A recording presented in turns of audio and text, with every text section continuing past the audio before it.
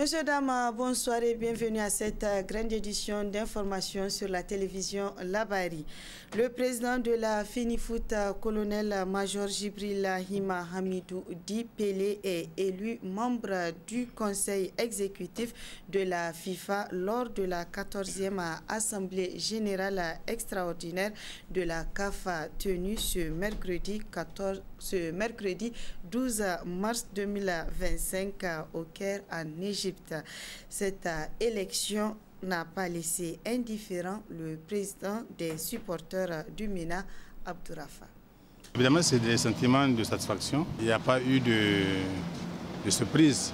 Donc, compte tenu de ce que le colonel-major Pelé fait pour le compte du football nigérien, et même au-delà, donc au niveau de la CAF, vous savez qu'il est membre de la CAF, et ce n'est pas donné à n'importe qui. Je pense que c'est une grande satisfaction qui nous anime aujourd'hui. Et nous pensons que cette élection du colonel-major Pelé sera un tremplin pour l'ensemble, pour le football nigérien et au-delà pour le football africain.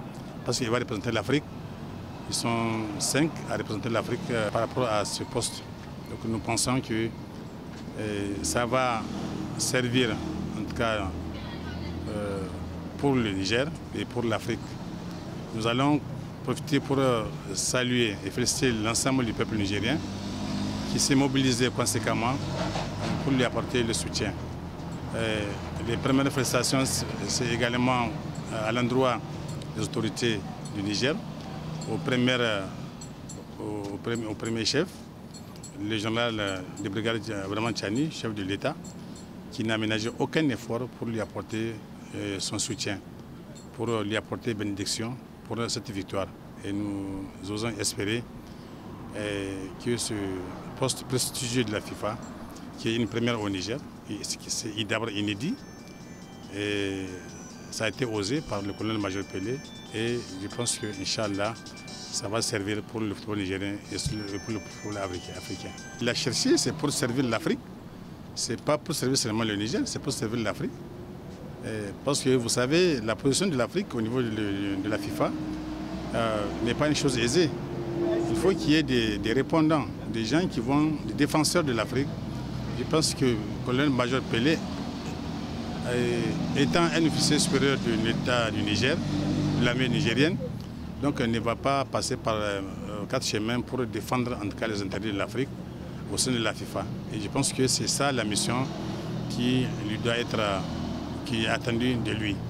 La ministre de l'Énergie et celui du Commerce ont procédé ce mercredi 12 mars 2025 au lancement de l'opération vente promotionnelle des kits de gaz Ramadan 2025, une initiative de la cellule gaz du ministère de l'Énergie. Ce sont 5000 kits de gaz, dont 1000 kits par commune qui seront vulgarisés dans la région de Niamey au cours de cette opération. Le compte rendu avec Nafissatou Yahya. Initiée par la cellule gaz du ministère de l'Énergie en collaboration avec le ministère du Commerce, cette activité marque le lancement de la vente promotionnelle des kits du gaz pétrole liquéfié et les produits irrélatifs. Cette vente, qui entre dans le cadre de l'opération promotion et vulgarisation du gaz, va permettre d'atténuer la souffrance des femmes chefs de ménage des 5 communes de Niamey. La particularité de cette opération, nous avons prévu 5000 kits pour Niamey, 1000 kits pour Dosso et 1000 kits pour Tawa. Donc les 5000 kits sont destinés au groupement féminin des quartiers périphériques de Niamey. Et il sera créé à la fin de l'opération des points de vente pour assurer la disponibilité des recharges. Et un objectif aussi visé est de maintenir le prix des recharges, les fixer. Parce qu'il y a la fluctuation, on voit que vraiment les prix ne sont plus respectés, les prix officiels. Et la cause, on a compris que c'est parce que les ménages sont éloignés des points de vente des recharges. C'est pour cela maintenant on va initier des points de vente et faire en sorte que les prix officiels soient respectés. Donc la recharge de 6 kg, la vendre à 1800, la recharge de 12 kg, revendre ça à 3 750. La recharge de 35 kg à 10 500. Donc c'est ça ce que nous voulons faire respecter. Donc pour le cas de cette opération, la modalité pratique est que les équipements à mettre en circulation sont les 6 kg et les 12 kg. Pour les 6 kg, c'est le kit complet, composé d'une bouteille que vous voyez derrière, le foyer et un brûleur, plus la recharge. Le tout, c'est à 22 500 normalement, le prix sur le marché. Mais nous, on cède ça à la femme à 7 500. Donc là, l'État a contribué donc, à un fort pourcentage. C'est à 7 500 que c'est revendu. L'année de même pour les kits de 12 kg qui doivent être vendus sur le marché normalement à 50 000. Donc c'est à 25 000 que ça va revenir à la femme. Mais les 12 kg, il y a la bouteille, plus sa recharge, les flexibles et détendeurs, plus maintenant le foyer de feu. Dans cette opération de vente, la cellule gaz du ministère de l'Énergie est accompagnée par la Sonichar à travers une distribution de kits de cuisson à usage domestique aux femmes veuves des forces de défense et de sécurité. Occasion pour la ministre de l'Énergie d'attirer l'attention de ses futures utilisatrices. Beaucoup plus de sécurité, parce que là, je pense qu'au cours de cette activité, la cellule va leur démontrer non seulement les objectifs, c'est d'abord la protection de l'environnement, mais aussi comment utiliser le gaz et la sécurité liée au gaz. Donc tout ça, ça va se voir au cours de cette activité. Pour rappel, cette opération est la 5e du genre sur la région de Niamey. Ainsi, du dernier trimestre de l'année 2023 à aujourd'hui, ce sont 11 000 sur 25 000 kits de gaz qui ont été vulgarisés par la cellule gaz du ministère de l'Énergie. Poursuite de la visite des acteurs de la société civile au niveau des unités industrielles hier, mardi 11 mars 2025, les acteurs de la société civile étaient au niveau de la cimenterie de Malbaza et celle de Badaguichiri dans la région de Tawa afin de constater le fonctionnement des usines et la disponibilité du ciment. Le compte-rendu avec Ismaël Moumouni et Aboubakar Souley. Après les visites des unités industrielles dans le département de Kolo le 10 mars, ce fut le tour de celles de Malbaza et Badaguichiri d'être visitées par les acteurs de la société civile afin de s'inquiéter du fonctionnement effectif de ces unités, mais aussi la disponibilité des produits, notamment le ciment. Ce qui les a conduits d'abord à Malbaza Ciment Company MCC, qui produit 2000 tonnes de ciment par jour, dont 80% de ciment 32,5 et 20% de ciment 42,5. Ensuite, la cimenterie Mongo de Badaguichiri avec une production journalière de 4500 tonnes, dont 115% de 32,5 et 25% de 42,5. Et enfin, à l'usine de fabrication de fer en béton de Badaguichiri dénommée Niger Steel Group Company.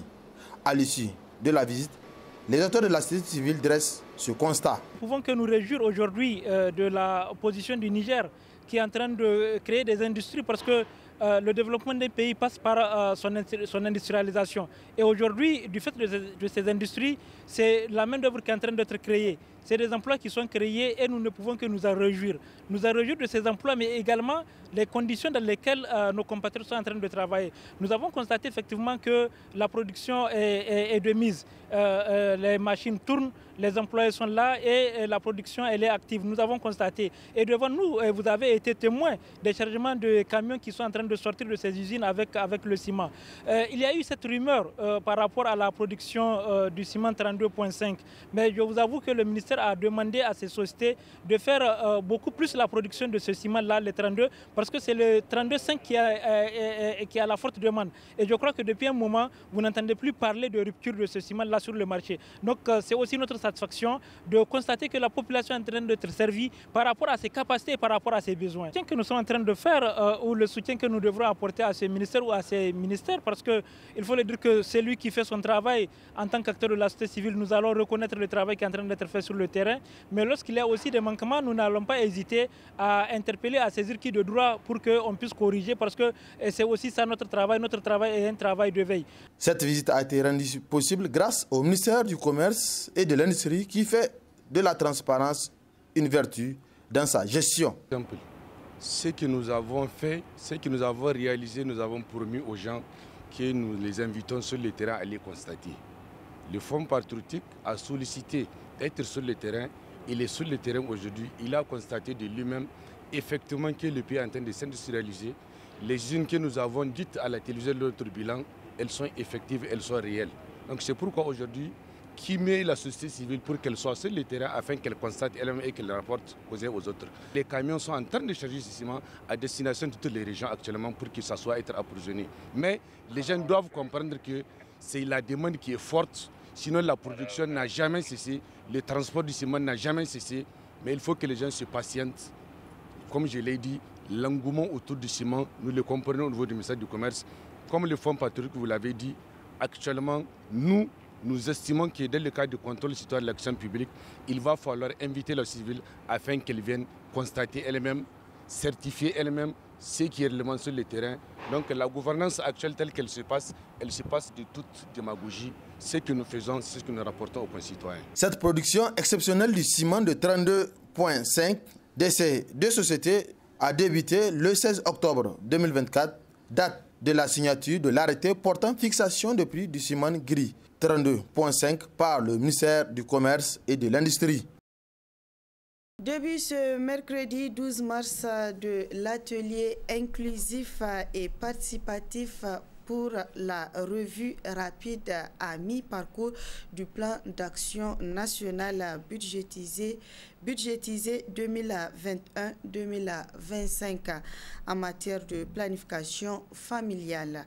Organisé par la Direction générale de la santé de la production familiale, cet atelier vise à évaluer les avancées et les défis liés à la mise en œuvre des engagements pris dans le cadre de la PANB et l'initiative PF 2030.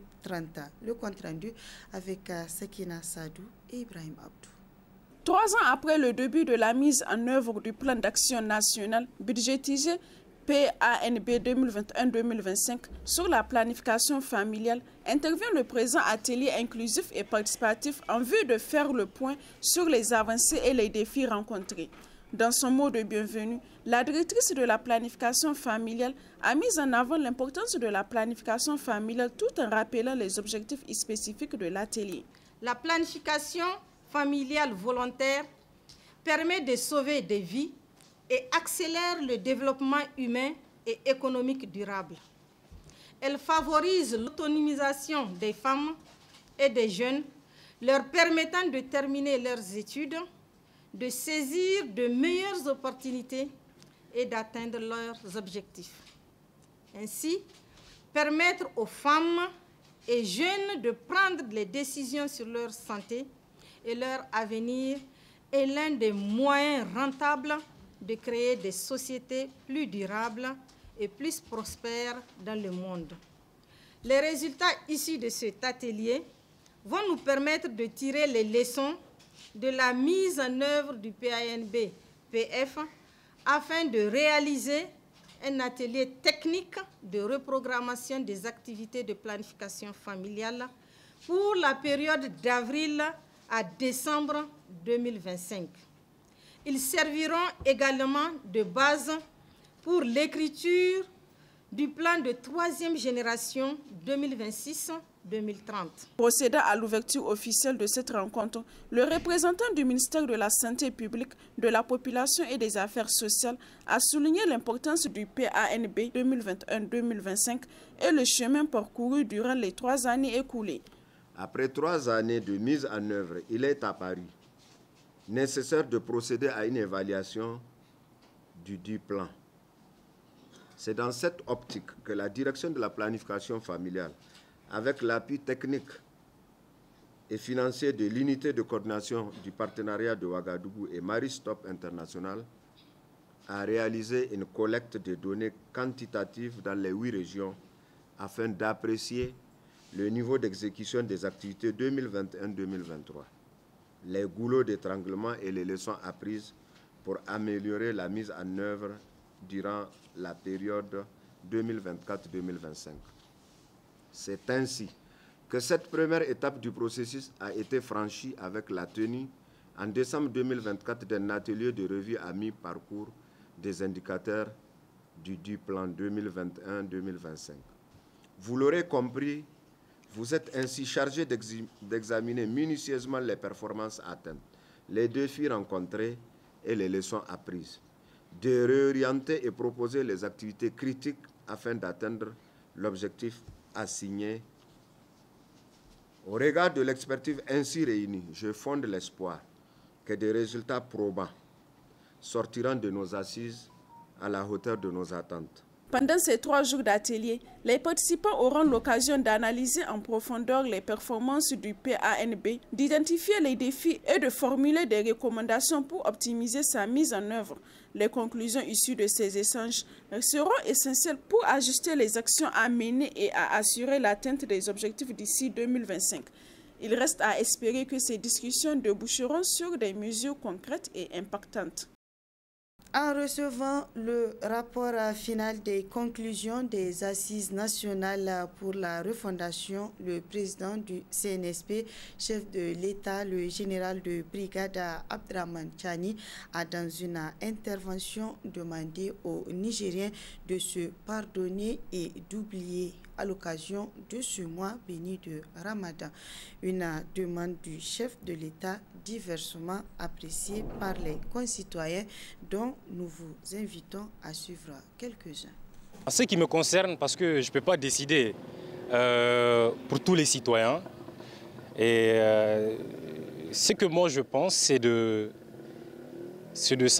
d'abord, comment on appelle ça, revoir ce qui s'était passé. Parce que pardonner, il faut savoir pardonner, c'est vrai, mais avant de pardonner, il faut savoir réellement ce qui s'était passé avant de pardonner. Donc s'il y a eu vraiment des réponses à ce qui s'était passé auparavant, il n'y a pas de problème si c'est à pardonner. Mais si ça continue comme ça, à chaque fois donc, on sera obligé de pardonner. Même si ce n'est pas justice, il faut d'abord clarifier la chose, faire la carte sur table, discuter avec les gens et puis voilà quoi. Donc si c'est ce qu'il est en train de demander réellement maintenant là, moi en tant que citoyen, je veux me dire donc, il faisait partie des coups, il fait partie des têtes de ce qui s'était passé dans le pays dans les années antérieures. Donc c'est un petit peu ça. En tout cas, c'est une très bonne chose de se pardonner entre eux. Parce que maintenant, nous avons vraiment un combat devant nous. Premièrement, nous avons besoin vraiment d'être unis. Et pour être unis, il faut qu'on se pardonne. Il faut qu'on se pardonne. Donc ce qu'il a dit vraiment, c'est très clair. Et c'est une très bonne chose. Et c'est le début même. C'est le début pour vraiment avancer. Voilà, on pardonne, mais vraiment, on n'oublie pas. On ne peut pas oublier. Vous ne pouvez pas oublier quoi? On ne peut pas oublier ce qu'on a enduré, ce qu'on est en train d'endurer et tout. Mais on pardonne. Pardonner, c'est vraiment grandir et tout. Mais on ne peut pas oublier. C'est naturel en fait. Vraiment, on est très content de lui. Et on souhaite aussi que Dieu lui aide à faire ce qu'il souhaite de faire. On souhaite que tout le monde n'a qu'à pardonner pour lui. Et on souhaite aussi qu'il n'a qu'à continuer pour toujours.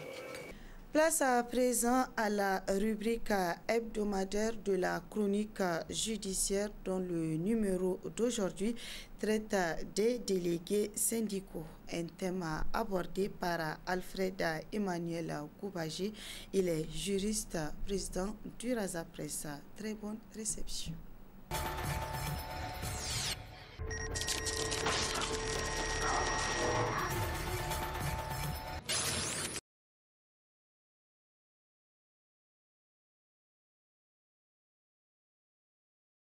Aujourd'hui, nous allons parler des délégués syndicaux. Eh bien, la semaine passée, nous avons parlé des délégués du personnel. Il y a une nuance entre les délégués du personnel et les délégués syndicaux.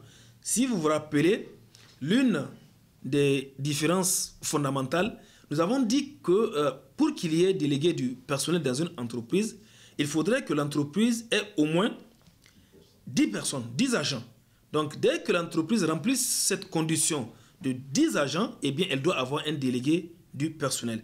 Alors, s'agissant des délégués syndicaux, l'article 223 de la loi 2012-045 du 25 septembre 2012 portant Code du travail de la République du Niger dispose que dans les entreprises ou établissements employant au moins 50 salariés, un délégué syndical peut être désigné par toute organisation syndicale régulièrement constituée et appartenant aux organisations les plus représentatives des travailleurs conformément aux dispositions de l'article 185 du Code du travail. Alors, donc, quand vous regardez, le schéma n'est pas le même. S'agissant des délégués du personnel, dès l'instant où on a 10 agents au sein de la société ou de l'entreprise, eh bien, on peut permettre l'élection des délégués du personnel. Mais ici, s'agissant du délégué syndical, la loi dit que dès l'instant où l'entreprise atteint 50 salariés, un délégué syndical est désigné par les organisations syndicales. Donc ici, ce sont les syndicats eux-mêmes qui désignent leurs représentants au sein de l'entreprise. Alors que dans le premier schéma, pour les délégués du personnel, c'est au sein même des agents qu'est élu un délégué du personnel. Vous voyez, donc le schéma ici, il n'est pas le même. Pour les délégués syndicaux, ce sont les syndicats eux-mêmes qui, une fois que l'entreprise atteint le quorum de 50, désignent un représentant du syndicat au sein de l'entreprise. Donc, vous voyez, là, c'est une différence fondamentale. Alors, quelle est la mission du délégué syndical? Puisque nous avons vu la mission du délégué du personnel. Donc, pour le délégué syndical, l'article 224 du Code du travail dispose que le délégué syndical assure la représentation de son syndicat de l'entreprise, tant envers l'employeur qu'envers les travailleurs. Donc le délégué syndical symbolise, si vous voulez, une sorte d'intermédiaire, une sorte de pont entre, d'une part, les travailleurs et, d'autre part, les employeurs et son syndicat. Donc c'est une relation, si vous voulez, qui se veut tripartite. Ça concerne les travailleurs, les employeurs et le syndicat qu'ils représentent. Maintenant, le délégué syndical a aussi un certain nombre de prérogatives au sein de l'entreprise dans cette relation tripartite dont j'ai parlé tantôt. Il est convoqué, en ce sens, aux réunions que l'employeur doit organiser avec les délégués du personnel. Il participe à cette réunion. Et lors de cette réunion, il peut prendre la parole. Il est destinataire également de toutes les informations que l'employeur doit aux délégués du personnel. Ça lui permet une sorte, si vous voulez, il a un œil de regard sur les correspondances échangées entre l'employeur et les délégués du personnel. Nous avons précisé également, comme les délégués du personnel, que le délégué syndical doit également avoir un temps qui lui est aménagé pour l'exercice de ses activités. Alors, en ce sens, pour l'exercice de son mandat, il bénéficie des mêmes heures. Si vous vous rappelez, nous avons précisé que les délégués du personnel ont 15 heures par mois pour exercer leurs activités. Donc, en ce sens, le délégué syndical bénéficie également du même temps pour exercer ses activités. Maintenant, le mandat puisqu'il est désigné par les syndicats, alors l'article 225 précise que le mandat du délégué syndical prend fin lorsque la condition de représentativité cesse d'être remplie ou lorsque le syndicat décide de mettre fin à ses fonctions. Son mandat peut également prendre fin lorsque, par exemple, il quitte son poste, il n'appartient plus à une entreprise, il n'est plus dans le milieu. Il prend fin également en cas de rupture du contrat de travail, justement, du délégué du personnel, ou en cas de démission du mandat ou de la perte des conditions requises pour sa désignation. Donc, toutes ces conditions mettent fin au mandat du délégué du personnel. Maintenant, l'autre aspect aussi très important dont j'ai parlé dans le cadre du délégué du personnel, c'est que le délégué syndical bénéficie également d'une protection parce que son activité peut également causer certains soucis avec les employeurs contre lesquels il doit souvent lutter au nom de la défense des intérêts des personnes qu'il représente. Donc, dans ce sens, l'article 227 du Code du travail précise que tout licenciement d'un représentant du personnel, c'est-à-dire d'un délégué syndical par exemple, envisagé par l'employeur ou son représentant, doit, quelle que soit la cause, c'est important, si l'employeur veut licencier un délégué syndical, et quelle que soit la cause ou le motif, il doit soumettre la décision à l'inspection du travail. L'inspecteur du travail est tenu de rendre sa décision dans les 8 jours suivant le dépôt de la demande d'autorisation de licenciement. Et ce délai est porté à 21 jours en cas d'expertise, par exemple. Et l'inspecteur du travail doit notifier sa décision motivée à l'employeur. Ampliation est faite aux représentants du personnel.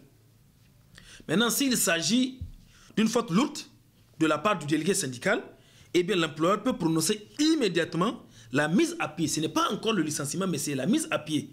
La mise à pied, c'est une mesure conservatoire qui permet de faire la lumière sur la faute commise par l'employé, en attendant qu'on ne voie quelle est exactement la décision à prendre ou quelle serait la décision de l'inspecteur du travail. Donc, la mise à pied ne peut excéder 1 mois. Donc, la durée de la mise à pied. Retenez que là, nous sommes dans le cadre du représentant du personnel, c'est-à-dire le délégué syndical. Quand il commet, même s'il commet une faute lourde, eh bien, là, il y a un certain nombre d'étapes. Et l'employeur peut le mettre, en fait, peut lui infliger une mise à pied. Et cette mise à pied ne peut excéder la durée d'1 mois. Et tout licenciement d'un représentant du personnel prononcé par l'employeur sans que l'autorisation préalable de l'inspecteur du travail ait été obtenue ou malgré le rejet de la demande d'autorisation par celui-ci est nul et de nul effet. Ça, c'est important. Si l'employeur prononce le licenciement d'un délégué syndical, malgré le rejet de cette demande par l'inspecteur du travail, ou en violation, ou sans attendre la décision de l'inspecteur du travail, eh bien ce licenciement est nul et de nul effet. La décision de l'inspecteur du travail est susceptible de recours hiérarchique devant le ministre en charge du travail et d'un recours contentieux devant le tribunal administratif. Si l'inspecteur du travail prononce sa décision et que l'employeur estime que cette décision lèse ses droits, eh bien, la loi lui crée la possibilité de faire un recours hiérarchique devant le ministre de l'Emploi. Ou, également, il peut faire un recours contentieux devant le tribunal. Donc, c'est autant de possibilités qui sont données à l'employeur pour pouvoir contester une décision prise par l'inspecteur du travail dans le cadre du licenciement envisagé contre un délégué, un délégué syndical. Donc, cette relation entre les représentants du personnel, le délégué syndical par exemple, et l'employeur est également une relation qui n'est pas toujours rose. Donc, et c'est bien que le Code du travail ait créé une sorte d'aménagement, une sorte de disposition qui accorde une protection particulière à ces personnes dans le cadre de la défense des intérêts des travailleurs. Donc voilà ce que je peux vous dire également sur les délégués syndicaux au sein de l'entreprise. Je vous remercie.